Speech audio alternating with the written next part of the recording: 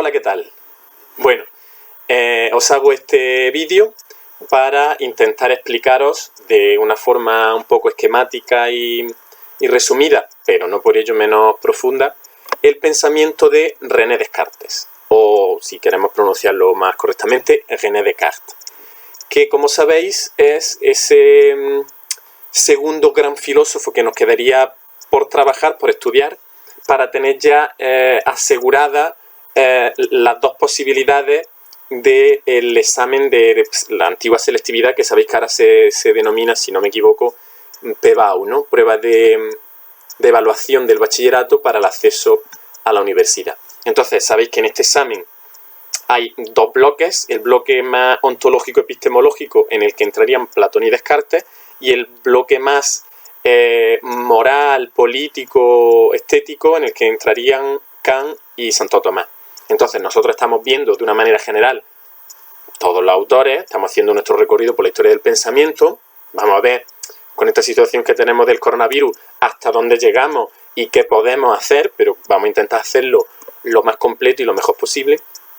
Pero desde el principio dijimos que íbamos a apostar por ese bloque 1 para estudiar, aunque los veamos todos, pero estudiar muy bien Platón, que ya estuvimos dedicando buena parte del primer trimestre, incluso el principio del segundo trimestre, y nos quedaría por lo tanto Descartes, para que así, si alguien tiene pensado presentarse al examen, pues no tenga ningún problema, porque como hay dos bloques y en el bloque 1 va a tocar o bien Platón o bien Descartes, pues teniendo esos dos autores muy bien estudiados, lo va a poder enfrentar el examen sin problema.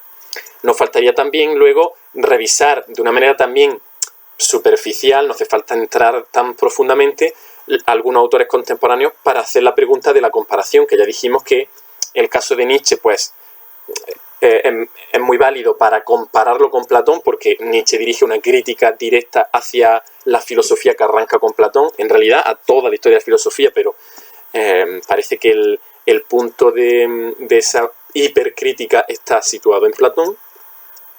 Y luego pues para Descartes podríamos utilizar también a Nietzsche, pero bueno, ya que tenemos este filósofo español tan importante que fue Ortega y Gasset, pues bueno, intentar utilizar Ortega y Gasset para la pregunta de comparación con Descartes. Yo voy a intentar que veamos todo esto, entonces no os preocupéis, yo sé que ahora mismo las personas que tenían pensado presentarse por filosofía con el tema del coronavirus, a lo mejor pues están un poco agobiadas, no hay ningún problema porque nos va a dar tiempo a eso por lo menos, y si entre medias podemos ver otros autores importantes como es Marx, que nos quedaría por verlo, como es el propio Kant, etcétera, pues bienvenido sea y mejor que mejor, ¿no? Entonces, para no extender ya mucho más esta presentación, tampoco quiero hacer una introducción de contexto histórico filosófico, porque eso ya lo tenéis en los apuntes, y además yo voy a intentar buscar otro para que también comparéis. Entonces voy a entrar directamente ya en lo que sería el pensamiento cartesiano. Sí que me gustaría señalar, bueno, pues que Descartes no arranca de la nada como ningún filósofo. Entonces, pues hemos estado trabajando justo el tema anterior en lo que sería toda la escolástica, que ya dijimos que era ese movimiento filosófico que se da sobre todo en la Edad Media, y en lo que se produce una revisión continua de los clásicos, sobre todo de Platón con el neoplatonismo y de Aristóteles, pero también con mucha idea de la filosofía helenística, de los epicúreos, los estoicos, los cínicos, los escépticos, etc.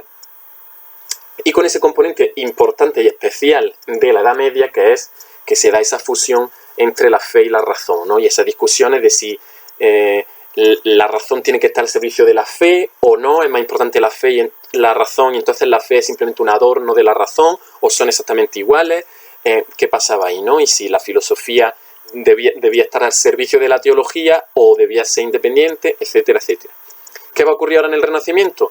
Pues, y ya digo que no me quiero entretener mucho, lo que se produce es esa superación de este sistema tan teocéntrico y los grandes avances en el ámbito científico que van a hacer el cambio radical, ¿no? Vamos a pasar de una sociedad, como digo, teocéntrica a una sociedad mucho más antropocéntrica. Se va a producir todas estas investigaciones de Copérnico, apoyadas luego por la aportación de Brahe y Kepler, y finalmente por los grandes descubrimientos de Galileo, que van a cambiar nuestra cosmovisión, van a cambiar nuestra forma de ver el mundo y vamos a pasar de un sistema geocéntrico que consideraba que la Tierra era el centro del universo, porque además era donde residía la criatura perfecta de Dios, hecha a su imagen y semejanza, que es el ser humano, y que todos los astros, todos los cuerpos celestes, el Sol, la Luna, los planetas, los cometas, todo giraba en torno a nosotros porque estábamos en el centro del universo. Pues bueno, ya sabemos que Copérnico es el que cambia ese sistema, bueno, el primero que empieza a hablar de que quizá las observaciones que hacemos de los movimientos de los astros se explican mejor si entendemos que la Tierra no está en el centro, sino que quizá es el Sol el que está en el centro y la Tierra, al igual que otros muchos astros, gira en torno al Sol. Y luego, como digo, con las investigaciones de Kepler sobre todo, que es el que elabora las teorías del movimiento de los planetas, y sobre todo con las observaciones de Galileo, que perfecciona el telescopio y entonces pues el primer científico que empieza a hablar de que la Luna no es perfecta, se creía que era un astro perfecto, divino, y él ve que no, que hay cráteres, que hay montañas, que hay, ¿no?, que hay una estructura geográfica también en la Luna, que Júpiter tiene lunas que orbitan en torno a Júpiter. Entonces la Tierra no puede ser el centro, porque si hay cuerpos que no orbitan la Tierra sino Júpiter, ¿cómo va a ser la Tierra el centro? Las fases de Venus, también el desfase de Mercurio, es decir, una serie de observaciones astronómicas que hasta ese momento no se habían podido realizar porque no existía el telescopio, y que gracias a que Galileo perfecciona el telescopio sí que se pueden realizar, y que llevan entonces a plantear que igual Copérnico llevaba razón, igual las leyes de Kepler están bien formuladas y que por lo tanto hay que cambiar de sistema. Y ya sabéis toda la historia de Galileo, que se tuvo que enfrentar a un tribunal de la Santa Inquisición que le obligó, le forzó a retractarse de esos descubrimientos, señalando, pues bueno, esta idea que tuvieron los inquisidores de: si tus observaciones no coinciden con lo que pone en la Sagrada Escritura y con lo que han dicho los sabios de la antigüedad, entonces el problema no es de la Sagrada Escritura ni de los sabios de la antigüedad, el problema es de tu telescopio, porque igual el demonio se ha metido en tu telescopio y te hace a ti ver la luna imperfecta. Entonces esta sin razón del pensamiento dogmático medieval, ¿no? Bueno, pues estos son los cambios que se están produciendo. Se están produciendo una apertura del ámbito científico y ese cambio del sistema geocéntrico al sistema heliocéntrico. Actualmente sabemos que ni siquiera el sistema heliocéntrico es correcto, porque tampoco es verdad que el Sol sea el centro del universo. Nuestro Sol es una estrella más entre miles de millones de estrellas que hay en una galaxia más, entre miles de millones de galaxias que hay en un universo además que está continuamente expandiéndose, por lo cual ni siquiera el heliocentrismo es una teoría totalmente correcta, ¿no? Y seguramente las teorías que tenemos actualmente sobre el Big Bang y sobre los movimientos de la galaxia, etcétera, pues dentro de 50 o de 100 años parecerán, no resultarán tan extrañas como a nosotros nos resulta el geocentrismo de la Edad Media, ¿no? Bueno, pero estamos en esa situación. Entonces, en esta situación surge la obra de Descartes, o Descartes. Y podemos decir, de hecho, hay un amplio consenso, que Descartes es el padre de la modernidad. El padre de la modernidad en el sentido de que el pensamiento moderno se inicia con la obra de Descartes, porque Descartes es el primero en señalar una serie de elementos que luego van a estar muy presentes en todo este periodo que hemos llamado la modernidad, ¿no? La edad moderna. No modernidad en este sentido de cuando nosotros decimos ¿qué moderno eres? No, modernidad en el sentido, ¿sabéis?, de las distintas épocas en las que los historiadores han dividido justamente la historia. Pues está la edad moderna, que sería justo el periodo que va antes de la edad contemporánea, que es en la que nos encontramos. Pues la filosofía moderna, dicen los estudiosos, y estamos de acuerdo en principio, nace con Descartes. Aunque evidentemente nace con Descartes porque previamente ya, como vimos en el tema anterior, Guillermo de Ockham había abierto muchas cosas, el padre Suárez, que era un jesuita español, había abierto muchas cosas. En la propia filosofía medieval, en San Anselmo de Canterbury y en San Agustín, están ya presentes muchas de las ideas que Descartes recupera y reformula, por lo cual Tampoco es que Descartes rompiera con todo, pero bueno, sí se considera que es el padre de la modernidad porque hay 3 características en su pensamiento que abren esa época de la modernidad. La primera característica es ese giro hacia la subjetividad. Hasta este momento, tanto en la filosofía antigua como en la filosofía medieval, se ha caracterizado sobre todo podemos decir, por un realismo, en el sentido de que, aunque hay muchas teorías que no podemos determinar como realistas, ¿no? Porque precisamente Platón, bueno, sí es un realismo idealista o un idealismo realista, porque él considera que las realidades plenamente verdaderas son las ideas, pero él considera que las ideas existen de forma trascendente. Entonces, en cierta medida es un realismo idealista, no es simplemente idealismo, como pudiera ser a lo mejor Hegel. Pero bueno, en general podemos decir que en la Edad Antigua y en la Edad Media lo que se produce es una filosofía realista, una filosofía del objeto. El conocimiento no se plantea desde el punto de vista del sujeto cognoscente, sino del objeto conocido. Entonces, si queremos hacer epistemología, teoría del conocimiento, tenemos que estudiar cómo es el objeto. Bueno, pues esto es justo lo que va a cambiar en la modernidad. A partir de ahora los intelectuales, los filósofos, se van a centrar no tanto en el objeto, cómo es la cosa en sí, cómo es el objeto, sino cómo es el sujeto que conoce la cosa. Entonces ese giro a la subjetividad se inicia con Descartes y luego es una característica muy especial en la filosofía moderna. Por eso se puede entender a Descartes como padre de la modernidad. Eso en primer lugar. En segundo lugar, porque lo que se produce en Descartes es la aparición de una nueva forma de filosofía que ha venido a denominarse racionalismo. Y no significa que los autores anteriores no fueran racionalistas, porque desde los mismos orígenes de la filosofía aparece como un pensamiento racional. De hecho, la filosofía se postula frente a la religión, frente al saber mitológico, frente al saber popular, cotidiano, etcétera, pues se presenta como aquel saber que utiliza como gran instrumento la razón. Lo que no es racional no es filosófico. Entonces, ¿por qué ahora decimos que empieza el racionalismo? Platón no era racionalista, Aristóteles no era racionalista, que dice que el hombre es animal con logos, animal con razón. La escuela helenística, los epicúreos, los estoicos no eran racionalistas. No eran racionalistas los autores de la escolástica, que incluso intentaban explicar con la razón los misterios de la fe, de la Trinidad y de la encarnación y de la resurrección.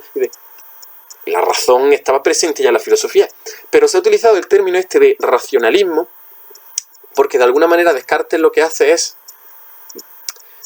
rechazar de una manera más férrea el argumento de autoridad.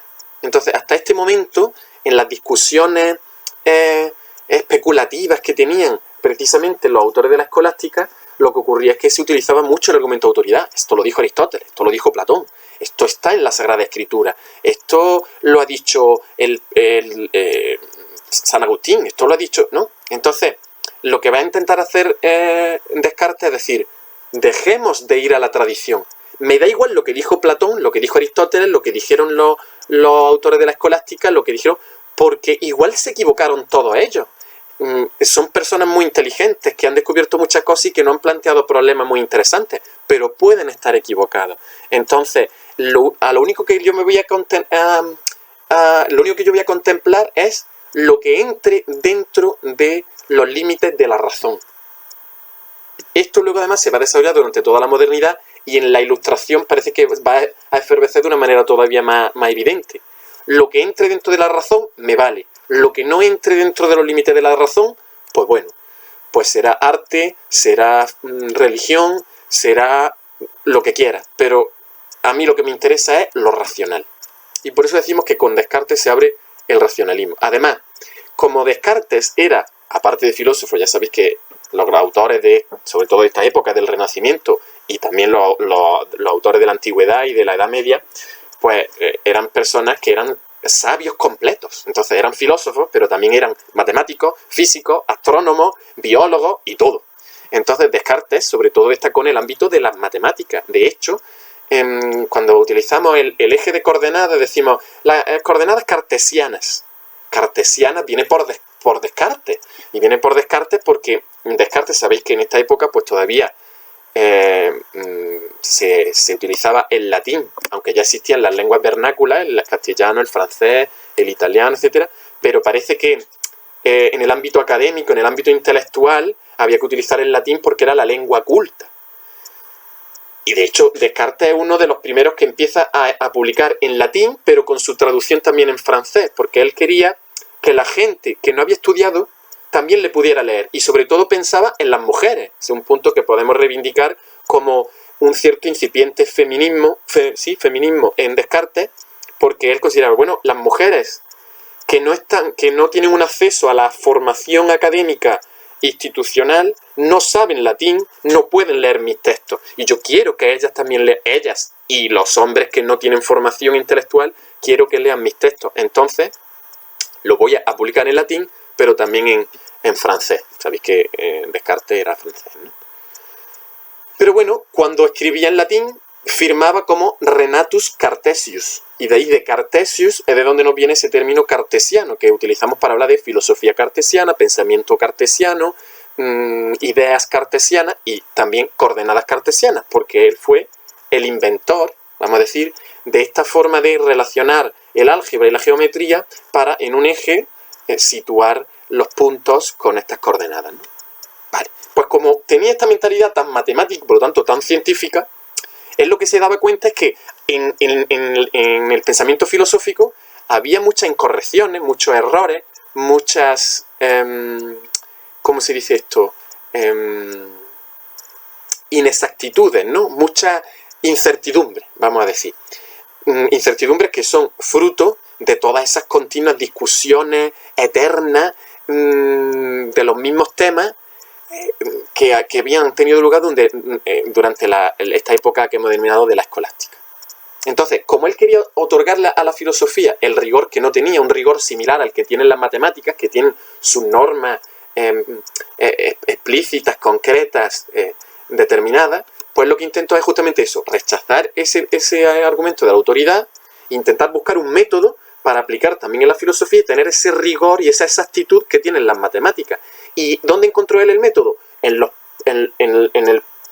el propio uso de la razón. Por eso decimos que, aunque Platón usaba la razón y creía en la razón, y Aristóteles, y los filósofos helenísticos, y los filósofos medievales, pero con Descartes se abre una nueva forma de entender la razón como el único instrumento válido, ¿no? Para salir además de todas esas controversias medievales, esas especulaciones interminables de los escolásticos. Entonces tenemos ya dos cosas, la subjetividad y la racionalidad. Y finalmente, que lo he mencionado ya, el intento de esa búsqueda de un método. Un método, es decir, yo lo que busco sobre todo es, estoy hablando en nombre de Descartes, ¿no? Las instrucciones con una serie de pasos para aplicarlas siempre de la misma forma, independientemente del tema que esté yo tratando. Si yo quiero hablar de si existe Dios o no, aplico el método. Si yo quiero hablar de por qué estas acciones son buenas y estas acciones son malas, aplico el método. Si yo quiero hablar de cualquier cosa, se aplica el método. Entonces, esta búsqueda de un sistema que fuera aplicable a cualquier asunto que quisiéramos tratar y que permita esta sistematicidad del conocimiento, es lo que también nos abre la puerta de la modernidad.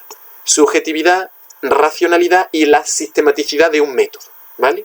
Porque en la antigüedad, pues cada autor planteaba las cuestiones como consideraba. Sin embargo, en la modernidad vamos a buscar un método que tengamos que utilizar todos y que además sea racional y que parta del sujeto. Bien, pues dicho esto, ¿por dónde va a enfocar Descartes su propuesta? Como he dicho hace un momento, en esta época se están produciendo muchos cambios científicos. Entonces, Descartes se va a dar cuenta de que ni siquiera la ciencia, que parece muy objetiva y que parece muy segura de las afirmaciones que realiza, es fiable. Porque si estamos descubriendo ahora que en realidad la Tierra no es el centro del universo, sino que es el Sol, que es lo que estaban diciendo los científicos en esta época, ¿quién me dice a mí si dentro de 20, 30, 40 años no van a decir los científicos, por nuevas observaciones y nuevos descubrimientos, que el Sol no es el centro del universo, sino que es la Luna, o que es Mercurio? Como de hecho ha pasado, porque os acabo de decir que ya sabemos actualmente que el Sol no es el centro del universo. Entonces parece que Descartes estaba bien acertado en su intuición. Entonces, claro, al plantear esto, Descartes dice, no me puedo fiar de la ciencia. No me puedo fiar de lo que me dicen los científicos, porque igual aparecen nuevas observaciones que le hacen cambiar las teorías. Entonces, si rechazo el principio de autoridad, no me quiero basar en las Sagradas Escrituras porque pueden ser invenciones. No me puedo fiar de la ciencia porque las teorías van cambiando. Entonces, ¿cómo construyo yo un buen edificio del conocimiento que además me permita elaborar un método que yo pueda aplicar en todos los asuntos que quiera estudiar o que quiera investigar? Entonces dice, bueno, lo que tengo que hacer es buscar un buen cimiento. Y si encuentro un buen cimiento, a partir de ahí entonces podré construir un edificio seguro, fiable, que resista. Ahora bien, ¿cómo lo plantea? Pues bueno, como ya he dicho, él quería que la filosofía y con ella todo el sistema del conocimiento y por lo tanto todas las ciencias avanzaran con el rigor de las matemáticas. Entonces, para ello necesita encontrar un punto absolutamente indubitable, absolutamente firme y certero, que sería ese cimiento sobre el cual construir el edificio del saber en general o del conocimiento en general. Y claro, como las ciencias nos han demostrado que no son muy seguras, por esto que he dicho, que los científicos ahora aseguran unas cosas que desmienten las teorías científicas anteriores, pero que igual pueden ser desmentidas por las teorías científicas posteriores, no me sirve. Entonces, tengo que buscar otra cosa. Y no puedo aceptar como válido algo que pueda resultar falso. Luego tengo que suprimir todos los conocimientos que no sean absolutamente indubitables. Tengo que buscar lo que dice Descartes, el estado de cero epistémico. Es decir, que yo no tenga ningún conocimiento, que yo no asuma nada de lo cual no esté plenamente seguro que es verdad. Y esto es lo que los estudiosos de la historia de la filosofía han señalado como la duda metódica. Lo que hace Descartes es utilizar la duda como método. Entonces, él va a dudar de todo. Ya hemos dicho que duda de la Sagrada Escritura, duda de la propia ciencia, duda de los intelectuales de la antigüedad, como Aristóteles, Platón, etcétera, de ese argumento de la autoridad. Y además va a aplicar la duda en otros 4 ámbitos, o en otras 4 esferas del saber, que a continuación voy a explicar. La duda metódica, es decir, descartar provisionalmente todo aquello de lo que se puede dudar para ver si surge algo de lo cual no podamos dudar y a partir de ahí construir todo el conocimiento, todo el edificio del conocimiento. Ese es, digamos, el movimiento cartesiano. Como veo que no me puedo fiar de la ciencia, ni de la Sagrada Escritura, ni de los autores de la antigüedad, yo lo que voy a hacer es, en principio, dudar de todo. No me creo nada, no asumo nada, no tomo por verdadero nada de lo cual yo no esté seguro que es verdadero. A ver si en esa duda metódica, a ver si dudando de todo, aparece algo de lo cual sí que pueda estar plenamente seguro. Y entonces va a aplicar la duda en 4, como he dicho, en 4 esferas concretas. En primer lugar va a aplicar la duda sobre el ámbito de los sentidos, ¿no? Porque parece que los sentidos son como la primera forma de acceder a la realidad que tenemos, ¿no? Nosotros vemos la realidad, la olemos, la escuchamos, la tocamos, la saboreamos. Entonces, parece que el primer contacto que tenemos con la realidad, por decirlo de alguna manera, son los sentidos. Entonces, lo que va a hacer Descartes es decir, vale, pero los sentidos a mí a veces me engañan. Y eso lo habéis experimentado todos, porque, por ejemplo, cuando estás resfriado, pues no te sabe a nada las comidas, ni tiene olfato, ¿no? Ahora con el caso del coronavirus, de hecho nos dicen que uno de los síntomas más evidentes de estar pasando por esta infección de coronavirus es que pierdes de una manera muy, muy evidente, muy radical el olfato y el gusto. Entonces, y no solo eso, sino que a lo mejor yo voy por la calle y creo que una persona es mi amigo, mi vecino, mi tío, y luego cuando ya estoy cerca me di cuenta de que en realidad me había confundido, ¿no? Que mi vista me había hecho ver cosas que no son. O en la lejanía yo veo un edificio que me parece que es redondeado, pero cuando me acerco en realidad tiene esquina y no es tan redondo como yo lo veía. O los objetos lejanos parecen muy pequeñitos y luego cuando te acercas son, etcétera, etcétera, ¿no? Entonces, nuestros sentidos en ocasiones nos engañan. Pues si en ocasiones nos engañan, yo no me puedo fiar de lo que me dicen mis sentidos porque... ¿Y si me están engañando ahora mismo, no? Por ejemplo, yo digo, esta chaqueta que llevo de color azul, porque lo veo el azul. Pero si mis ojos me han engañado en otras ocasiones, ¿cómo sé yo si ahora mismo no me están también engañando y en realidad la chaqueta es verde y me hacen ver el azul? Esa es la duda sobre la percepción sensorial. El primer gran ámbito. Segundo ámbito donde Descartes aplica la duda. Bueno, vale, mis sentidos quizás me engañen, pero una cosa que es evidente es que sea verde o sea azul la chaqueta, hay una chaqueta, estoy en el mundo, hay una realidad, estoy aquí despierto hablándole al ordenador este que me está grabando. Bueno, pues incluso ahí también aplica Descartes la duda y dice, ya, pero es que hay ocasiones en las que yo he estado dormido y he tenido un sueño muy vívido y me ha dado la impresión de que estaba viviendo algo real, pero luego de repente me he despertado y me he dado cuenta de que lo que estaba viviendo no era real. Entonces, si en ocasiones me he quedado dormido y en el sueño me he creído que era algo real y luego he descubierto que no era real, ¿quién me dice a mí si ahora mismo no estoy soñando y en ese sueño me estoy creyendo que estoy aquí sentado con una chaqueta azul hablándole a un ordenador grabando una clase? ¿Vale? Entonces esa es la segunda duda o el segundo ámbito donde Descartes aplica la duda, que es la duda aplicada a la distinción entre la vigilia y el sueño. No podemos distinguir si estamos despiertos o dormidos, porque cuando estamos dormidos y soñando, nos creemos que es real lo que estamos viviendo y de repente nos damos cuenta de que no. Luego, ahora mismo, esta situación podría ser un sueño, ¿vale? Sabéis que esta idea además la han explotado en muchas películas, como puede ser el caso de Matrix, ¿no? Vale, pero es que no solo eso, porque alguien podría decirle, bueno, vale, Descartes, pero aunque tus sentidos te engañen y aunque no lo que estés viviendo no sea real y sea un sueño, hay cosas que incluso en los sueños e incluso con tus sentidos engañándote funcionan. Porque cuando tú haces una deducción racional, tus procesos racionales, o por ejemplo, las mismas matemáticas, 2 más 2 son 4. Aunque esto sea verde y tú lo veas azul, y aunque todo esto sea un sueño, 2 más 2 son 4. Entonces, claro, aquí Descartes aplica, digamos, sí, aplica su duda metódica a ese tercer ámbito, el ámbito del razonamiento. Ha habido ocasiones en las que me he equivocado en mi razonamiento, he ido haciendo un razonamiento y me he equivocado. ¿Quién me dice a mí si estos razonamientos que yo estoy haciendo ahora no están también equivocados? Y estoy muy seguro de que 2 más 2 son 4 y quizás no lo son, ¿vale? Ya, pero mira, 2 y 2, y ahora 1, 2, 3 y 4. Ya, pero estás mirándote las manos y entonces te pueden estar engañando tus sentidos. O vale, no te engañan tus sentidos, pero igual estás dormido y te crees que 2 más 2 son 4 en el sueño. O bueno, vale, aunque tus sentidos te engañen y estés dormido, parece que las matemáticas, independientemente de todo ello, no, pues puede que las matemáticas estén también mal. Bueno, estén mal, sino que nos engañen, nos hagan creer cosas que no son reales. Y para rematarlo ya del todo, que es lo que Descartes llama la duda hiperbólica, porque ya en la duda sabéis que la hipérbole es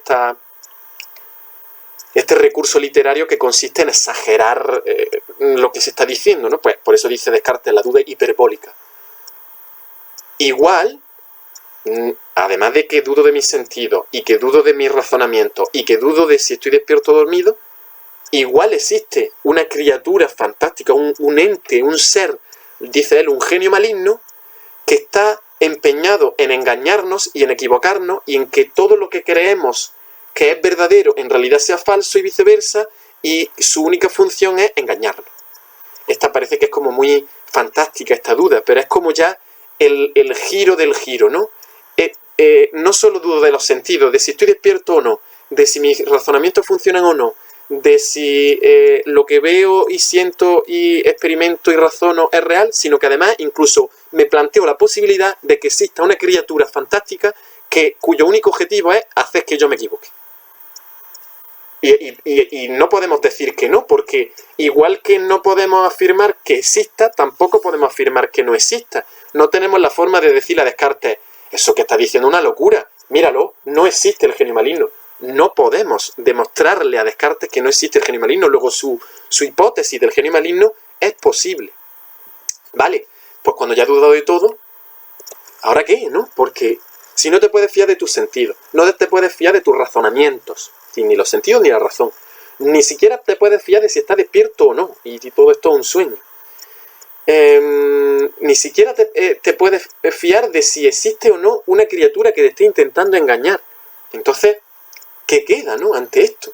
Pues bueno, la gran aportación de Descartes a la historia del pensamiento, aunque sabéis que ya estaba un poco apuntada en San Agustín, es que si dudo de todo, hay una cosa al menos de la que no puedo dudar.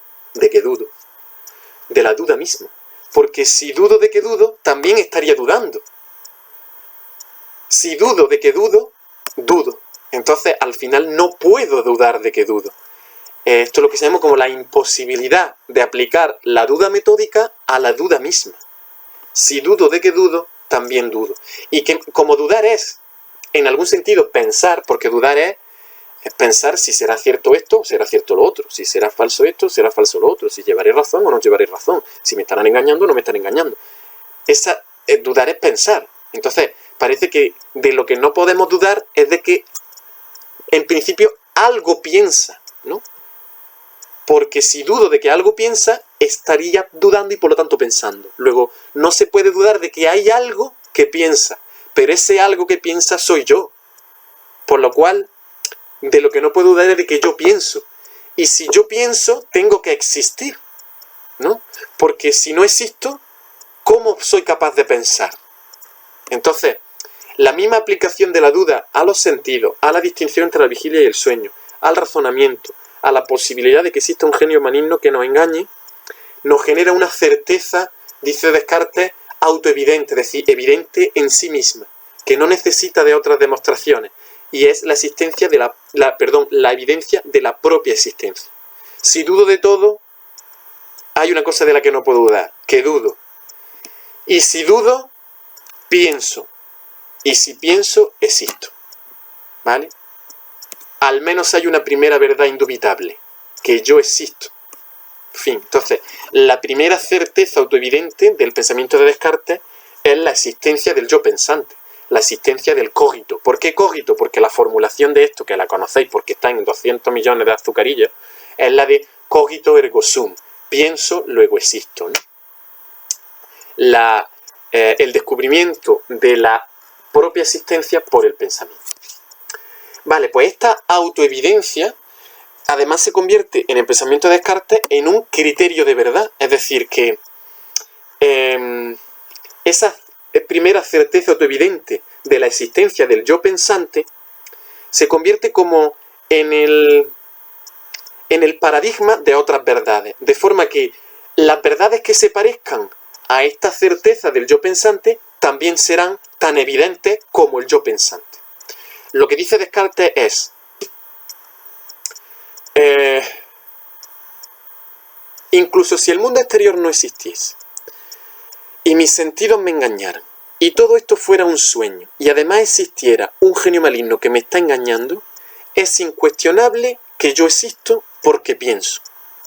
Si pienso hay algo que piensa y ese algo que piensa soy yo.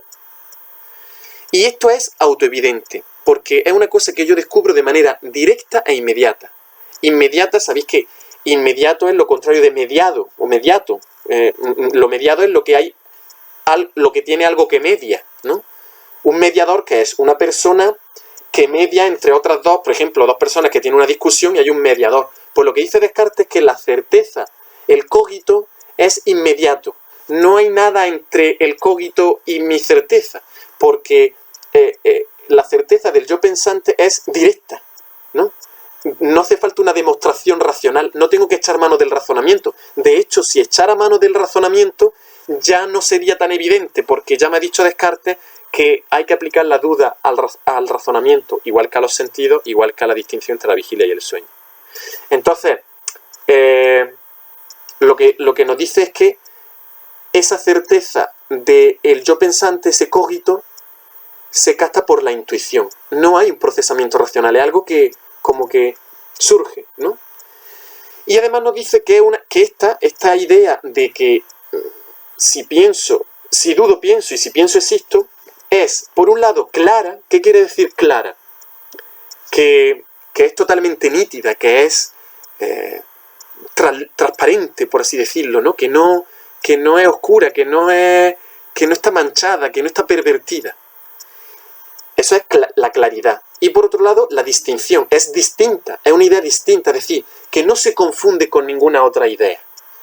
Y como el cogito es claro y distinto, es decir, nítido y que no se confunde con otra idea, por eso es evidente.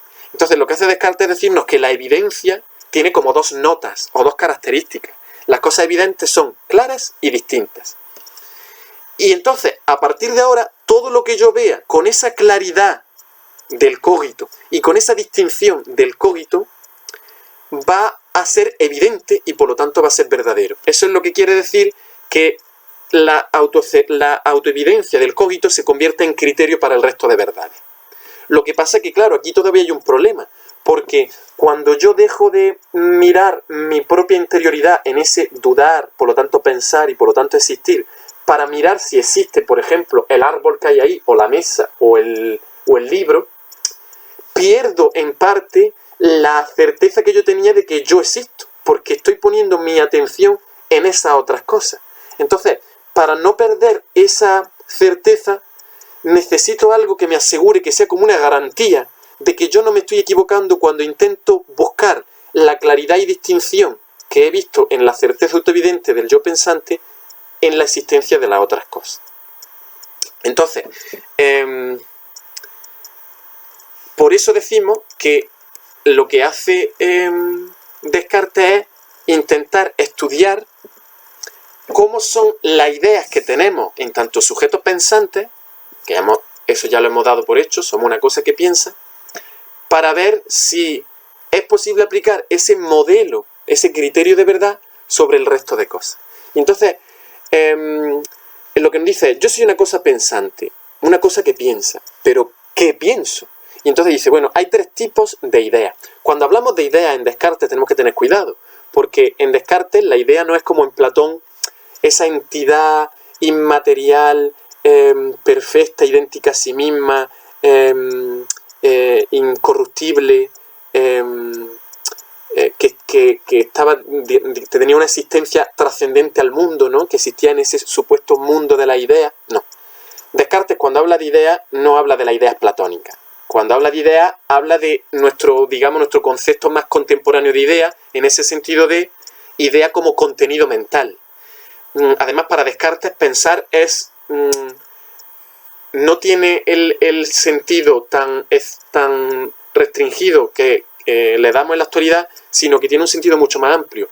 Para Descartes, pensar es desear, querer, odiar, rechazar, imaginar, razonar, plantear, es decir, todo lo que tenga que ver con estos verbos intencionales, ¿no? Que quieres algo, que deseas algo, que imaginas algo, toda esa actividad, por así decirlo, bueno, que mental, justamente estamos diciendo que es pensar, pero bueno, toda esa actividad mental, no solamente razonar, sino todo, querer, desear, imaginar, plantear, todo eso es pensar para Descartes. Entonces, para él ideas pues son todos los contenidos de la mente. Todos los elementos que tenemos en nuestra dimensión, digamos, cognitiva, ¿vale? Y entonces lo que va a hacer es ver qué tipo de ideas tenemos. Y va a hacer una clasificación en tres ámbitos, o en tres dimensiones.